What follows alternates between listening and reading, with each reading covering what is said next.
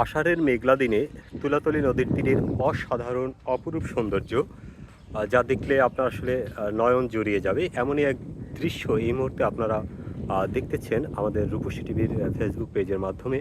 আপনাদের দেখাচ্ছি যে মেঘ থেকে বৃষ্টি আসার ঠিক পূর্ব মুহূর্তে আকাশ এবং সবুজের সাথে যে একটি সমন্বয় ঘটে যা এক অসাধারণ অপরূপ সৌন্দর্যের আভা ছড়িয়ে পড়ে। তেমনই অসাধারণ সৌন্দর্য কিন্তু আমাদের ক্যামেরায় ধরা পড়ছে তুলাতলী নদীতে।